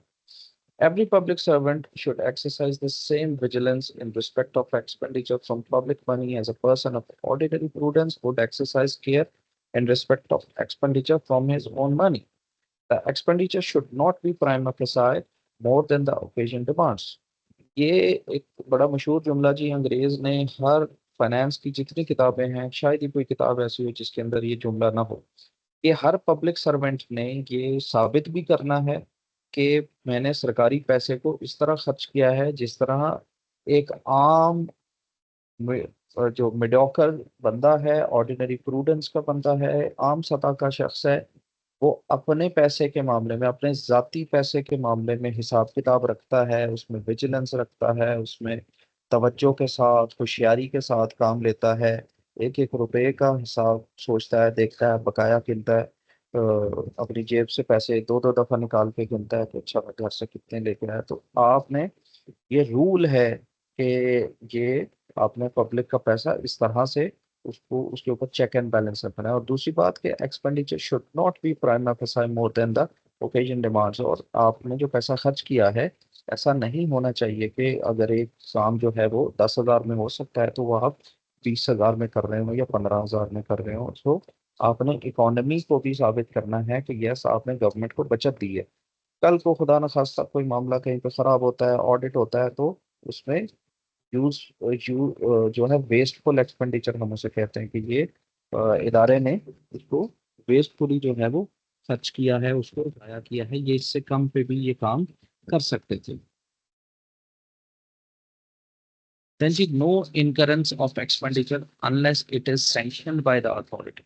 अब जो अथॉरिटी है ये अमाउंट वाइज वेरी करती है। हर जो अथॉरिटी है, फॉर एग्जांपल एक वीडियो है, वो 1 मिलियन का अगर क्लेम अपने एंड पे कर सकता है, और अपने से जो ऊपर है 1 मिलियन से ऊपर है, उसने एग्जेक्टिव अथॉरिटी को भेजना है, एंड देन वो आगे फर्दर अपने डिपार्टमेंटल लेवल पे या एग्जेक्टिव जो एडमिनिस्ट्रेटिव हेड हैं उनको भेजना है, ये उन्होंने डिसाइड करना है। सो ये जो incurrence of expenditure है, it should be according to the sanction and sanction should be according to the position and properly जो notified है कि किस अमाउंट तक का क्लेम कौन जो है वो सैंक्शन कर सकता है, ये उसने देखना है। and that the expenditure has been provided for in the authorized budget grants। और साथ साथ बजट को लुक आफ्टर करना है कि हम ये जो पेमेंट कर रहे हैं या जो हम प्रपोज किया है या इसका अप्रूवल हमें मिला है, सो ये हमारी बजटरी ग्रांट या स्पेशल ग्रांट्स जो भी या सप्लीमेंट्री ग्रांट हमें आती है खास किसी काम के लिए जो आती हैं, वो या नॉर्मली बजट में हमने जो काम करवाना है वो हमारे पास अवेलेबिलिटी है या नहीं। तो ये रूल्स जो हमारे पास जो फाइनेंस के रूल्स हैं, जैसे PFR जिसको मैं बार बार हवाला भी दे रहा हूँ, इसके अंदर ये सारी चीज़ें मौजूद हैं कि इस रूल के तहत आपने क्या क्या चीज़ चेक करनी है। Then sanction for payment of expenditure is granted by the person competent to sanction it under Punjab Delegation of Financial Power Rules। ये 2006 में आए थे जी पहली दफा, और उसके बाद ये अमेंड हुए थे 2016 में। इसके अंदर तमाम जितने भी इदारे हैं पंजाब गवर्नमेंट के, उनकी जो सैंक्शनिंग पावर है ग्रेड के हिसाब से कि किस जो है ग्रेड का बंदा किस लेवल की जो है वो फाइनेंशियल सैंक्शन दे सकता है। So it is a very good step के डेलीगेशन डेलीगेट की गई है फाइनेंशियल पावर, ताकि हर छोटे छोटे बिल को ऊपर के लेवल पे ना भेजा जाए, बल्कि हर लेवल पे एक अकाउंटेबिलिटी सुपरविजन के साथ साथ उसका डिस्पोजल भी मौजूद हो। No authority should pass any order which will be directly or indirectly to his own advantage. अपने हक में जो है, जहाँ पे कॉन्फ्लिक्ट ऑफ इंटरेस्ट आ रहा हो, वहाँ पे अपने हक में हम नहीं पास कर सकते। और अच्छा, इसमें एक और चीज़ आ जाती है कि जब हम ब्रेक डाउन करते हैं, हम एक ही ग्रांट को खर्च करने के लिए, अपनी सैंक्शनिंग अथॉरिटी में रखने के लिए एक ही जो बजटरी ग्रांट है उसको हम ब्रेक डाउन कर देते हैं। फॉर एग्जांपल, हमारी जो सैंक्शनिंग अथॉरिटी है वो 1 बिलियन तक की है, बट हमारे पास एक ग्रांट है 2.5 मिलियन की, 25 लाख की। अब हम ये चाहते हैं कि ये हमें ऊपर ना भेजना पड़े, लेकिन वर्क जो है वो 18 लाख का हो रहा है। तो हम क्या करेंगे कि 9-9 लाख के दो बिल्स बना लेंगे, ताकि इसको सेंक्शन हमारे लेवल पे ही हो जाए। एक तो टाइम हमारा बच जाएगा, और दूसरा ये है कि अथॉरिटी हमारे पास रहेगी, हमें रिक्वेस्ट नहीं करनी पड़ेगी, आगे किसी को कहना नहीं पड़ेगा। तो हम उसको ब्रेक डाउन कर लेते हैं। बट अल्टीमेटली क्या होता है कि जब साल के आखिर पे अकाउंट्स क्लोज होते हैं, फाइनलाइज होते हैं, कंसोलिडेट हो जाते हैं, उसकी कंसोलिडेशन में पता चल जाता है कि ये दो बिल सेम नेचर के थे और सेम ग्रांट से आपने कुछ दिन के फर्क से क्लेम किए हैं, और ये ब्रेक डाउन है, तो उसके ऊपर ऑडिट पैरा बन जाता है, और फिर उसके ऊपर सर्टन जो है वो डिपार्टमेंटल रेमेडीज और प्रोसीजर्स वो होते हैं। लोग कर भी लेते हैं इस तरह से, छोटी मोटी चीज़ों में चल भी जाता है, बट मोहतात रहना चाहिए किसी भी वक्त जो है इसके ऊपर एक्शन होने की, वो एक प्रोविजन जो है मौजूद रहती है। फिर public money should not be utilised for the benefit of a particular person और सेक्शन ऑफ द कम्युनिटी। किसी खास कम्युनिटी को फायदा पहुंचाने के लिए या किसी खास फर्द को फायदा पहुंचाने के लिए वेंडर पेमेंट्स में जो है, ये हमने इस विजिलेंस को फॉलो करना है कि सरकारी पैसे में हमने इसको बिल्कुल हर तरह से अनबाइस्ड रहना है, in favour of any person और एनी कम्युनिटी और एनी एंटिटी, आप समझ लें, वो हमने अवॉइड करना है। Payment is charge to the relevant object of expenditure. जो आपकी बजटरी ग्रांट है उसका जो ऑब्जेक्ट हेड है, जो ऑब्जेक्ट कोड है, उनको प्रॉपरली हमने यूज करना है, उनको सही लिखना है, उसमें गलती नहीं होनी चाहिए। Total expenditure should not exceed the grants allocated for the purpose. जो टोटल एक्सपेंडिचर है वो हमारा नहीं एक्सीड करना चाहिए, क्योंकि गवर्नमेंट के इतने डिपार्टमेंट्स होते हैं, फिर उस कंसोलिडेटेड फंड से पब्लिक फंड वहां तक आते हैं, तो हर लेवल पे कोशिश तो होती है इसको चेक किया जाए कि जो हमारा बजट है डिपार्टमेंट का, और जिस हेड में से पैसे क्लेम किए जा रहे हैं उस हेड के अंदर इतने पैसे मौजूद हैं या नहीं है। तो मोस्टली एजी ऑफिस जो है, अब तो जो कंप्यूटराइज हो चुका है निज़ाम, तो बहुत सारे हेड्स वो ऑलरेडी वहीं पे उसको प्री ऑडिट कर लेते हैं कि इस हेड में आपके पास पैसे नहीं हैं, तो आप अपने जो एडमिनिस्ट्रेटिव डिपार्टमेंट है उससे स्पेशल ग्रांट लें या पैसे रिक्वेस्ट करें, या री अप्रोप्रिएशन, यानी एक हेड से दूसरे हेड में आप जो पैसे ट्रांसफर करते हैं उसकी प्रोविजन लें, तो फिर ये आपका पर्टिकुलर बिल जो है पास हो सकता है। In case the allocations are insufficient, adequate allocations may be secured through reappropriation। यही जो मैं आपको अभी बता रहा था कि अगर आपके पास एक हेड में पैसे खत्म हो गए हैं, तो किसी दूसरे हेड में जिसमें आप समझते हैं कि आप इस फाइनेंशियल ईयर में तो उसको खर्च नहीं कर पाएंगे और वो लैप्स हो जाएगा, अल्टीमेटली या आपको सरेंडर करना पड़ेगा, तो आप रीअप्रोप्रिएशन की रिक्वेस्ट कर सकते हैं कि जी फलां हेड में हमारे पैसे ट्रांसफर कर दिए जाएं under Punjab delegation and financial of power rules. लेकिन ये भी टाइम बाउंड होता है। इट इज़ नॉट समथिंग कि आप सितंबर में या अक्टूबर में ही ये रिक्वेस्ट कर दें। हाँ, कर भी सकते हैं, लेकिन नॉट आफ्टर द 31 मार्च के, 31 मार्च या 15 अप्रैल। मुझे अभी श्योर नहीं है कि इसमें से एक डेट है, उसके बाद आप ये रीअप्रोप्रिएशन की रिक्वेस्ट नहीं कर सकते। उससे पहले पहले आपने करनी होती है कि पिछले 3 क्वार्टर्स में हमने फलां हेड में से इतना खर्च किया है और इसमें हमें पैसों की ज़रूरत है, और फलां हेड में हमारे पास पैसे पड़े हैं, तो काइंडली वहाँ से पैसे हमें दे दिए जाएं। तो आपका जो एडमिनिस्ट्रेटिव डिपार्टमेंट है वो आपको ये रीअप्रोप्रिएशन कर देता है। अदरवाइज क्या ऑप्शन होती है कि एक्सेस एंड सरेंडर, सरेंडर करना पड़ता है जो एक्सेस होता है, और रिवाइज बजट जो है समटाइम्स रिवाइज भी करवाना पड़ता है, और supplementary grant and Punjab budget manual. इन सारे रूल्स के तहत हम ये अपनी ऑप्शंस यूटिलाइज कर सकते हैं और वेंडर पेमेंट्स को हम इंश्योर कर सकते हैं। समटाइम आपने वेंडर पेमेंट ज़्यादा करनी होती हैं, कुछ पिछले साल की भी लाइबिलिटी आपके ऊपर पड़ी होती है, कुछ बंदे को जो है वो पेमेंट नहीं हो रही होती, काम उसने पिछले साल में किया होता है या सर्विसेज उसने पिछले फाइनेंशियल ईयर में प्रोवाइड की होती हैं। सो फाइनेंशियल ईयर चेंज हुआ, आप नए साल में आ गए, अब उसका क्लेम आ जाता है कि जनाब ये, तो फिर आप उसकी स्पेशल ग्रांट लेते हैं या अपने मौजूदा ग्रांट्स में से आप देखते हैं कि अगर कवर हो सकता है सो वहां से उसका क्लेम हो जाता है। Laid down procedure to disburse the money to the vendor has been adopted. ये जो आपने कोई प्रोसीजर बनाया हुआ है वेंडर पेमेंट्स के लिए डीटीओ ने, तो उसको वो फॉलो करना पड़ता है। Mode of payment by cheque और कैश रूल्स। अच्छा, अगर उसको डायरेक्ट पेमेंट हो गई है, उसको डीओ ऑफिस से चेक मिल गया है या एजी ऑफिस से चेक मिल गया है, इवन देन आपने उसका इंस्ट्रूमेंट नंबर जो है, यानी उसका जो चेक नंबर है, उसकी डेट है, वो आपने उससे वो हासिल करनी है। और आपने अपनी जो कैश बुक है या आपका बजट रजिस्टर है, उसके अंदर आपने उसको मेंशन करना है कि जी हमारे हेड में से पैसे अदा हो गए हैं, ड्रॉ हुए हैं और पेमेंट हुई है वेंडर को। क्योंकि आफ्टर द मंथली क्लोजिंग आपने जब ट्रेजरी ऑफिस के साथ या अपने फाइनेंशियल ईयर की क्लोजिंग पे डीओ या एजी ऑफिस के साथ अपनी वो रिकंसिलिएशन करनी है, या मंथली रिकंसिलिएशन भी होती है, तो फिर वहां पे आपका बजट जो है वो लेस शो हो रहा होगा, आपके पास वो पेमेंट का रिकॉर्ड ही नहीं होगा, हालांकि वो वहां से कंप्यूटराइज पेमेंट के थ्रू अपना क्रॉस चेक लेके वो चला गया। अगर तो आपके थ्रू आया तो फिर आप पहले ये प्रोसीजर करेंगे कि आप उसको अपने चार्ज पे लेंगे, आप उसकी date, instrument number, amount, title, हर चीज़ वो लिखेंगे, एंड देन वो उसको डिस्पर्स करेंगे, एंड देन उससे रिसीविंग लेंगे और उसको अलग फाइल में मेंटेन करेंगे। वाउचर की जो फाइल है, इशू वाउचर और रिसीट वाउचर दोनों अलग अलग फाइल्स मेंटेन होती हैं, तो उसके अंदर आपने इसको मेंटेन करना है। और नेसेसरी एक्नॉलेजमेंट पेज रिसीट, ये जिसको भी हमने पेमेंट करनी है, वेंडर पेमेंट करनी है, बाकायदा उसको हमने डॉक्यूमेंटेड हमने करनी है कि जनाब ये पेमेंट हम आपको कर रहे हैं, आप यहाँ पे सिग्नेचर कर रहे हैं, और वो आपके पास महफूज रहनी चाहिए। Watch the deductions on account of taxes and recoveries penalties as per agreement.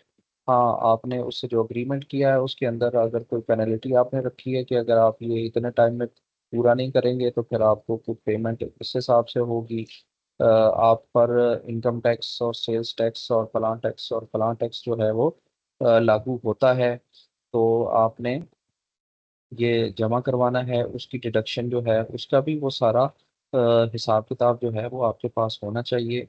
जो शेड्यूल ऑफ टैक्सेस है, जो प्रोविंशियल लेवल के टैक्सेस हैं उनको, और जो फेडरल लेवल के अगर टैक्सेस एप्लीकेबल हैं तो उनको वो आपने वॉच करना है, एंड देन वो प्रॉपर हिसाब आपके पास होना चाहिए। क्योंकि उसी जो आप पेमेंट करेंगे उसकी बेस पर ही वो एफपीआर या पंजाब रेवेन्यू अथॉरिटी के अंदर जाके अपने जो रिफंड्स हैं उनको क्लेम करेगा, एंड अपने वर्क्स जो हैं उसके हिसाब से अपना टैक्स पे करेगा। थोड़ा जल्दी मूव करते हैं जी। जो एजी पंजाब है, आपको पता है कि लाहौर के अंदर नहीं है डिस्ट्रिक्ट अकाउंट ऑफिस।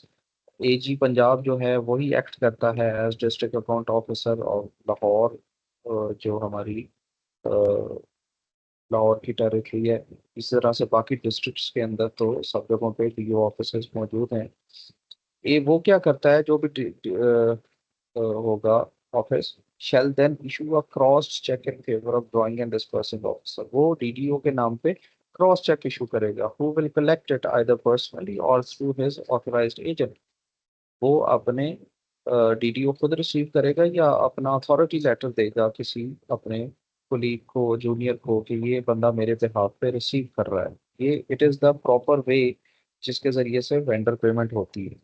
और अगरचे रूटीन में वेंडर खुद भी वहां से ले जाते हैं, बट उसके पर्टिकुलर्स आपके पास होने चाहिए। The drawing and disbursing officer will then endorse the check in favor of the contractor supplier and deliver it to him on proper identification and obtain his acknowledgement। वही प्रोसीजर जो मैंने पहले बताया। Payments to employees are for pay and regular allowances यानी salary purposefully and for personal claims like reimbursement of medical charges and ये employee related। अब ये जो दूसरा एरिया है, यानी कि हमने वेंडर पेमेंट्स भी देख ली, बल्कि तीसरा हमारा बनता है तो ये एम्प्लॉय रिलेटेड जो मामलात हैं, पेमेंट्स हैं, वहाँ पे भी डीडीओ की रिस्पॉन्सिबिलिटीज हैं। जो नॉन गेस्टेड स्टाफ है, उनका तो सबका बिल्स बनाना, सैलरी बिल, क्लेम बनाना, वो सारा डीडीओ का ही है, उसी के सिग्नेचर से जाते हैं। गेस्टेड स्टाफ जो है उनका, जो कि वो रेगुलर होते हैं और वो वहाँ से उनका डायरेक्ट क्रेडिट सिस्टम के थ्रू आ रहा होता है, वो क्लेम के थ्रू उनकी सैलरी नहीं आती। मगर इसके अलावा उनके कुछ चार्जेस हैं, मेडिकल चार्जेस हैं, टीए बिल्स हैं, तो वो फॉरवर्ड करना वो भी डीडीओ की रिस्पॉन्सिबिलिटी में आता है। Payments to employees are through payroll या डायरेक्ट क्रेडिट सिस्टम। ये देखना अगर किसी का कोई मसला है, किसी के पेरोल में कोई मसला आ रहा है या किसी की कटौती करवानी है, आपने उसको पनिश किया है कि एनुअल इंक्रीमेंट जो है उसका विद होल्ड कर लिया गया है, और उसके बाद तो इस चीज़ को इंश्योर करना कि अकाउंट ऑफिस में उसको एनुअल इंक्रीमेंट नहीं लगा, it is also the responsibility of DDO. Then each employee is paid against a post of his scale in the budget, personal data given by DTO and fed by AG office or DAO as the case may be, and pay fixed by DTO and verified by AGDAO in case of non-vested employee or pay slip issued by AGDAO। जो promotion होती है या initial appointment होती है तो pay slip आपको पता बनती है, और नॉन वेस्टेड के केस में और गजटेड के भी इवन जो पे फिक्सेशन होती है वो डीटीओ उसको चेक करता है कि अच्छा आप किस सेल में भर्ती हुए हैं, इसकी इनिशियल पे कितनी है, या आप ट्रांसफर होके आए हैं, या आपकी प्रमोशन हुई है तो आप प्रमोशन के बाद यहाँ पे आप अप्लाई करते हैं, वो पे जो है वो फिक्स होती है या रीफिक्स होती है समटाइम। एक बंदा उसको पनिशमेंट हो जाती है, वो पनिशमेंट के अगेंस्ट जो है वो अपनी रिक्वेस्ट करता है, उसको चैलेंज करता है, अल्टीमेटली उसको रिलीफ मिल जाता है, चाहे वो सर्विस ट्राइब्यूनल से मिले या चाहे एडमिनिस्ट्रेटिव हेड से मिले। लेकिन उस अरसे के अंदर, साल डेढ़ के अंदर उसके जो इंक्रीमेंट नहीं मिला, अगर उसको ये पनिशमेंट मिली है तो वो ज़ाहिर है वो रिस्टोर हो जाता है, तो फिर उसकी दोबारा से रीफिक्स होती है। तो ये काम भी सारा डीडीओ ने करना है। DDO is required to submit change form immediately on an employee's extraordinary leave, suspension, imposition of penalty, or transfer, and follow the change form for its implementation in AG या DO and ensure no overpayment is made। जब भी ये सारे मामलात हों, एक बंदा extraordinary leave पे चला जाए, आपको पता है कि एक्स्ट्रॉर्डनरी लीव यूएल जिसे हम कहते हैं या लीव विदाउट पे कहते हैं, वो हमारा सर्विस पीरियड भी काउंट नहीं होता और उसमें हमें पेमेंट भी नहीं होती। तो चेंज फॉर्म की शक्ल में अकाउंट ऑफिस में ये भेजना, इस सस्पेंशन की सूरत में, इम्पोजिशन ऑफ पेनल्टी और ट्रांसफर की शक्ल में, या किसी भी, ये चेंज फॉर्म भिजवाया जाता है एजी ऑफिस में या डीओ ऑफिस में, ताकि इसकी जो पेमेंट में कोई मसला आ सकता है उसको हल किया जाए before time. The necessary entries in employee service book are required for annual increment, extraordinary leave, suspension, imposition of penalty और transfer by DDO। और यही सारे जिनका वो चेंज फॉर्म भिजवा रहा है, यही सारे चेंजेस जो हैं सर्विस बुक के अंदर बाकायदा मेंशन करने हैं, क्योंकि that is a permanent document which will be maintained with the employee and verified by AGDO in case of non-gazetted employee, और फिर नॉन गेस्टेड एम्प्लॉयज के केस में एजी से या डीओ से उसको वेरीफाई भी करवाना है। Non-salary payments to employees are although made through DCS, unlike vendor payments, yet after fulfillment of prerequisites like vendor payments by submission of claims bills, grant of sanction, charge against budget under relevant object। ये भी ensure करना कि जो non salary payments हैं employ की, non salary payments जो हैं, जैसे मैंने बताया कि टीए बिल है या कुछ और अलाउंसेस हैं या कोई स्पेशल अलाउंसेस हैं मिलते हैं, कोई समर ड्यूटी की है तो वो कन्वीनियंस अलाउंस टाइप जो है वो, इस these are called non salary payments. Advances are granted to government servants who may have to make urgent payments before they can place themselves in funds by drawing bills।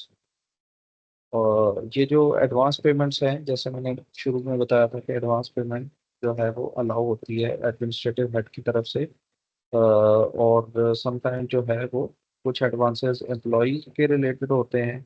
अब ये जो हमारा यहाँ पे एडवांस मुराद है ये परमानेंट एडवांस की बात हो रही है। उस परमानेंट एडवांस के सिलसिले में भी कुछ रूल्स हैं। वो क्या है? एक तो administrative department are authorised to sanction permanent advances to the amount advised by the accountant general. Administrative department भी जब रिक्वेस्ट करेंगे तो एजी जो है, प्रोविंशियल एजी, वो उसको एडवाइस करेगा कि जी इस इदारे को इतनी अमाउंट जो है ये परमानेंट एडवांस जो है वो अलाउ की जा सकती है। या head of departments and commissioners of divisions can also sanction permanent advance, वो भी सैंक्शन कर सकते हैं with prior permission of the competent authority. Permission लेकर counting of permanent advance should be made on the last working day of each month immediately after closing the cash amount of the month, but where this is not possible, the cash balance may be counted on the first working day of the following month before any disbursement is made on that date. अब अगर ईद की छुट्टियां आ गई हैं, weekend आ गया है, तो monthly closing अगर नहीं हुई, हम असूलन तो पहले हो जानी चाहिए। यानी अगर एक लॉन्ग वीकेंड बन रहा है या कुछ पब्लिक हॉलीडेज आ गई हैं, तो जो लास्ट वर्किंग डे होगा वही क्लोजिंग ऑफ मंथ कंसिडर होगा। तब उसको आपने अपने तमाम कैश, चाहे वो पेटी कैश की शक्ल में है, चाहे वो परमानेंट एडवांस की शक्ल में है, चाहे वो आपके पास अ, एक और तो ये जो नॉर्मल रूटीन में हम कैश वो कर रहे होते हैं जिसको हैंडल, तो उस शक्ल में है, आपने अपना तमाम जो है वो उसका रिकॉर्ड उसको क्लोज करना है। लेकिन अगर नहीं कर सके तो on the very next working day following month का, उसके अंदर आपने एक तो वो करके अकाउंट्स क्लोज करने हैं। In the case of transfer of charges and yearly on the 15th July each year, government servant holding a permanent advance must send an acknowledgement to the accountant general of the amount due from and accountable for by himself. If this be not received, the accountant general will demand it immediately. तो आपके पास एक financial year में जो एक advance या permanent advance जो है वो ऑलरेडी आपके पास मौजूद है। सो 15 जुलाई से पहले पहले आपने उसको बताना है जी कि मेरे पास इतना है और ये मैं वापस जमा करवा रहा हूँ। अदरवाइज 15 जुलाई के बाद फिर सीजी खुद उसको परस्यू करेगा। The holder of a permanent advance और एन इम्प्रेस्ड, ये इम्प्रेस्ड उस अमाउंट की जिसमें मैं बात कर रहा था कि नॉर्मली रूटीन में हम जो कैश डील कर रहे होते हैं, थोड़ा बहुत 10, 15, 20 हज़ार रुपया हमारे पास होता है छोटे मोटे अखराजात के लिए। Impressed is responsible for the safe custody of the money placed in his hands, and he must at all times be ready to reduce the total amount in vouchers or in cash। किसी भी वक्त के ऊपर जो है आपका जो cash in hand है उसकी वैल्यू वही होनी चाहिए जो आपकी बुक के ऊपर है। अदरवाइज क्या होगा कि किसी भी टाइम अगर इंस्पेक्शन होती है या कोई प्रॉब्लम होती है, so you will be in hot waters. DDO is to record promptly each transaction in cash book। Her transaction जैसे ही अकर होगी, इनकर होगी, एक्सपेंडिचर या इनकम के खाते में आएगा, तो उसको फॉरेन कैश बुक पे लेना है। DDO's cash book is a register, ये एक रजिस्टर होगा। DDO is to record payments drawn from the treasury and their disbursement, ये बात हो चुकी है। Entries are recorded in chronological order. Accounts हमेशा डेट वाइज बनते हैं। हर डेट जब क्रॉस हो जाती है तो उसको फिर बैक डेट में वापस आप एंट्री नहीं कर सकते। All cash transactions should be entered in the cash book as soon as they occur and attested in token of check। ठीक है जी, वो आपने आगे इनिशियल अपने कर देने हैं। आपने जो एक जो कैश ट्रांजैक्शन हुई है उसके जितने डॉक्यूमेंट्स हैं उनको लिंक करना है एक खास नंबर से, वाउचर नंबर जो कि आपकी कैश बुक में रिफ्लेक्ट हो रहा होगा। उस वाउचर के साथ वो सारे डॉक्यूमेंट्स अटैच होंगे जो कि उस ट्रांजैक्शन के बारे में होंगे। सो आपने प्रॉपरली उसको उसके आगे इनिशियल करने हैं। फिर जब आपने मंथली क्लोजिंग करनी है तो नीचे लाइन लगानी है, ट्रांजैक्शन खत्म हो जानी है। फिर आपने एक एक ट्रांजैक्शन को अलोंग विद द वाउचर्स उसको टिक करना है। एंड आखिरी आखिरी जो लाइन होगी उससे नीचे आपने टोटल डेबिट और टोटल क्रेडिट, यानी टोटल इनकम और टोटल जो एक्सपेंस है मंथली बेस पे, उसकी अमाउंट लिख के उसके साथ अपने इनिशियल्स करने हैं। Cash book should be closed regularly and completely checked. In token of the check of the cash book, the last entry checked therein should be initialed with date by the government servant concerned on each occasion। यानी अपने initials आपने उसके साथ करने हैं। The entries in the cash book of the checks drawn from the AGDO या Treasury Office Lahore should be compared and checked with the list of the checks or Treasury schedules issued with the AG। अब ये maintenance of accounts आ गया कि जब आपने maintain करना है account, अपनी कैश बुक जो मेंटेन करनी है आपने मुतल्लिका दफातर में, ये इंश्योर करना है, चेक करना है कि जो चेक इशू हुए हैं हमें उसकी अमाउंट, उसकी डेट और उसके बाकी पर्टिकुलर्स जो हैं वो वही है जो डीओ ऑफिस में या एजी ऑफिस में है, सो दैट बाद में किसी भी तरह की कोई डिस्क्रिपेंसी न बने। क्योंकि जब फाइनेंशियल ईयर क्लोज हो जाएगा तब तक तो ठीक है, पॉसिबल है, लेकिन फाइनेंशियल ईयर की क्लोजिंग के बाद जब उसका ऑडिट स्टार्ट हो जाएगा, बाद में कोई गलती सामने आती है तो वो फिर एम्बेजलमेंट के खाते में चली जाती है। A certificate to the effect be recorded in the cash book. At the end of each month, the head of the office should personally verify the cash balance and record below the closing entries in the cash book a certificate so that effect over his dated signature specifying both in words and figures। अंग्रेज के दौर में जी ये monthly closing के बाद एक वो specimen होता है उसका सर्टिफिकेट का, वो खुद अपने हाथ से तहरीर लिखते हैं जी। एक पैराग्राफ टाइप होता है 4-5 लाइनों का, वो लिखते हैं और पूरी उसमें फिगर जो है वर्ड्स में और जो अमाउंट होती है इवन मैथमेटिकल फॉर्म में वो हर तरह से लिखते हैं, फिर नीचे अपने सिग्नेचर करते हैं, अपनी स्टैंप लगाते हैं। और फिर अंग्रेज के दौर में जब इंटरनल ऑडिट की मंथली चेक उनका होता था या 6 महीने बाद उनका चेक होता था, तो वो सारे सर्टिफिकेट्स को चेक करते थे और उसको काउंटर साइन करते थे कि yes we have already seen कि ये जनाब इन्होंने सर्टिफिकेट दिया हुआ है।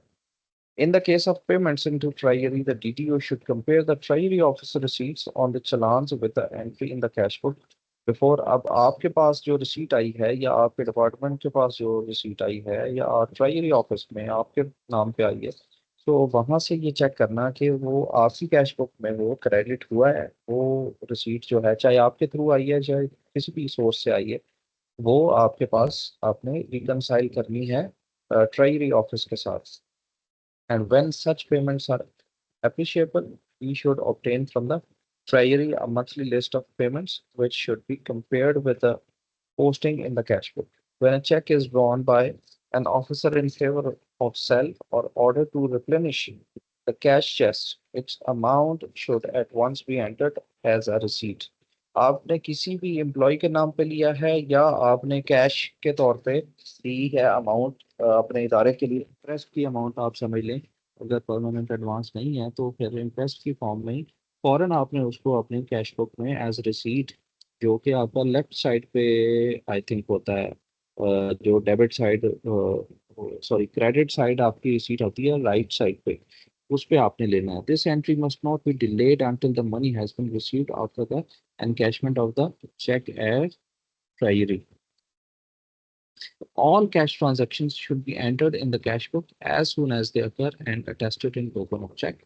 All receipt disbursement and charges of whatever sort connected with the public service must be, and no other may be shown in the cash book। Sufficient details should be given। अब ये हमारे columns होते हैं, उसकी detail को हमने bifurcate किया होता है, उसको हमने डिवाइड किया होता है, वो हर तरह की डिटेल उसमें हमें प्रोवाइड करनी होती है। ये हमारे सामने जी ये वो कॉलम्स हैं जो कि रिसीट साइड पे भी, यानी कि क्रेडिट साइड पे जो लेफ्ट साइड पे होगी, और एक्सपेंडिचर यानी डेबिट साइड जो राइट साइड पे होगी। सॉरी, पहले मैं क्रेडिट साइड को मैंने राइट साइड कह दिया, यहाँ पे एक्सपेंडिचर होगा हमारा राइट साइड पे रजिस्टर में, और लेफ्ट साइड पे हमारी रिसीट्स या क्रेडिट होगा। तो उसके जो पर्टिकुलर्स हैं, जो भी डॉक्यूमेंट जिसके तहत हमें मिल रही हैं, उसका चेक या इंस्ट्रूमेंट नंबर, उसकी डेट, वाउचर नंबर, फिर अगले कॉलम में उसके पर्टिकुलर्स या पेई कि वो उसका टाइटल क्या है, कौन उसका पेई है, कौन बेनिफिशियरी है, प्लस पे अलाउंसेस या एडवांस पेमेंट ये या मिसलेनियस पेमेंट जो है, ये इसकी अमाउंट यहाँ पे आ जाएगी, और ऑब्जेक्ट कोड यानी उसका जो बजट में हेड है वो आ जाएगा कि किस हेड में से हम उसको खर्च कर रहे हैं। ये रिसीट साइड लेफ्ट साइड पे थोड़ा सा फर्क है, इसके अंदर मिसलेनियस रिसीट्स है सिर्फ, बाकी तकरीबन सारा कुछ वही है। पर्टिकुलर्स जो है वो सोर्स या पेई जो उसका जहाँ से हमें वो चीजें आ रही हैं, जो सोर्स है कहाँ से मिल रहा है, कोई डोनेशन है तो वो यहाँ पे आएगा। Then excuse me sir, expenditure. जी जी। सॉरी फॉर इंटरप्ट सर, आपको इन्फॉर्म करना था कि आपके पास 10 मिनट है, उसके जी बाद जी। टाइम खत्म हो जाएगी। जी सर, थैंक यू। जी हम आखिरी 5-7 मिनट में क्वेश्चंस कर लेंगे जी।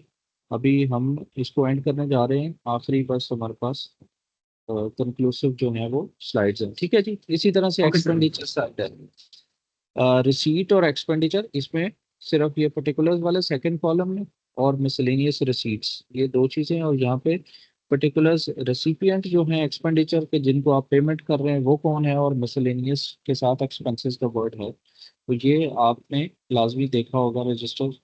Each department renders its accounts to the accountant general, आपने अपने अकाउंट्स जो हैं वो ईडी ऑफिस को सबमिट करने होते हैं जी। These accounts are called initial accounts under Rule 4 of the Initial and Subsidiary Accounts Rules provided in Appendix 1। और वो जो हैं आपके पास जो हैं, the form in which initial accounts are kept, maintained, compiled and rendered are prescribed by the AG, sorry auditor general of Pakistan, जो कि constitution के आर्टिकल 170 के तहत अकाउंटिंग पॉलिसी देता है कि किस तरह किस फॉर्म में अकाउंट्स को मेंटेन रखना है। Cash transactions take place at DDO level, similar transaction take place in AG या डीओ लेवल पे, डिस्ट्रिक्ट लेवल पे। Accounts maintained at DDO level are called initial accounts. जो आपके पास अकाउंट्स होते हैं जो रजिस्टर होते हैं कैश के या अदरवाइज बजट रजिस्टर, उनको हम इनिशियल अकाउंट्स कहते हैं। और जो एजी या डीओ लेवल पे मेंटेन हो रहे हैं उसे हम सब्सिडरी अकाउंट्स कहते हैं। Reconciliation of accounts between entries of all cash withdrawals and payments recorded in cash book of the DDO.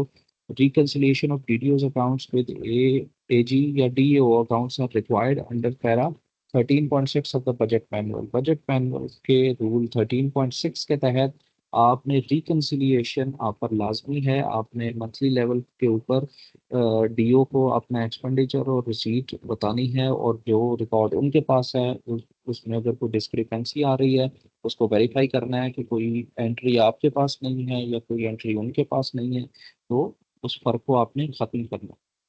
These reconciled accounts are part of annual civil accounts of the province। The annual expenditure accounts are also called appropriation accounts। Expenditure incurred by the AD against the grants approved by the provincial assembly। Public accounts committee जो है वो deals with the appropriation accounts of the government. जो भी जिस head में से जिस चीज़ के लिए पैसे एलोकेट किए गए हैं उसको चेक करना कि ये इसी हेड में कोई एक्सेस तो नहीं है, या उसके अंदर हमारी गलत एलोकेशन तो नहीं हुई, उसको रिव्यू करना, ये पब्लिक अकाउंट्स कमेटी का परव्यू है जी। ऑल्दो के बजट जो है वो फाइनेंस बनाता है, और उसको फाइनेंस का जो मिनिस्टर होता है जी वो प्रेजेंट करता है, लेकिन अल्टीमेटली उसकी जो अकाउंटेबिलिटी है वो पब्लिक अकाउंट्स कमेटी और पर्टिकुलर जो प्रोविंशियल या फेडरल असेंबली होती है वो करती है जी। डीडीओ जो है वो इंटरनल ऑडिटर भी होता है जी। इंटरनल ऑडिटर यानी उसने खुद ऑडिट करना है, हर डॉक्यूमेंट को एग्जामिन करना है और उसको लिंक करना है with other relevant and related documents, क्योंकि कोई भी ट्रांजैक्शन स्टैंड अलोन नहीं होती। एक ही ट्रांजैक्शन के 4-5 डॉक्यूमेंट्स होते हैं और वो उसकी मल्टीपल कॉपीज मौजूद होती हैं। ऑडिट जो होता है वो इसी चीज़ की बिना पे आपकी ट्रांजैक्शन को चेक करता है और उसको गलत या सही करार देता है, क्योंकि जो डिस्क्रिपेंसी आ रही होती है एक ही ट्रेल की डिफरेंट जगहों पर, उनकी बेस पर ऑडिट ऑडिट पैरा बनाता है। Of the state of transparency is in expenditure maintained by executive and its submission to legislative procedure. Reconciliation जो है ये मिसक्लासिफिकेशन को चेक करती है in AG DO office level पे। रॉन्ग बुकिंग जो है उनको चेक किया जाता है। एम्बेजलमेंट लीकेज मिस अप्रोप्रिएशन को चेक किया जाता है। ये हमारे पास 5-6 मिनट हैं, हम क्वेश्चंस ले सकते हैं काइंडली, इसको अगर कोई मॉडरेट करें अली साहब। जी सर, मैं माइक अलाउ कर। डॉक्टर वारिस अली, आप सर से क्वेश्चन कर लें। जी प्लीज।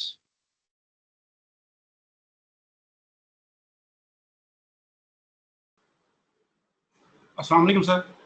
जी वालेकुम सलाम। सर पूछना ये था कि अगर एक कॉलेज से एक एम्प्लॉय जो है वो दूसरे कॉलेज में ट्रांसफर हो जाता है जी। तो उसकी जो पे है वो पहले कॉलेज का प्रिंसिपल बंद करवाएगा या एम्प्लॉय खुद अपनी पे जो है वो बंद करवाएगा उस कॉलेज से?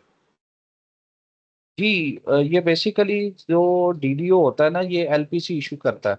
जी ये ये म्यूचुअल अंडरस्टैंडिंग से होता है जी, कि एम्प्लॉय ने अपना बेनिफिट देखना होता है कि वो किस टाइम पीरियड पे ट्रांसफर हो रहा है।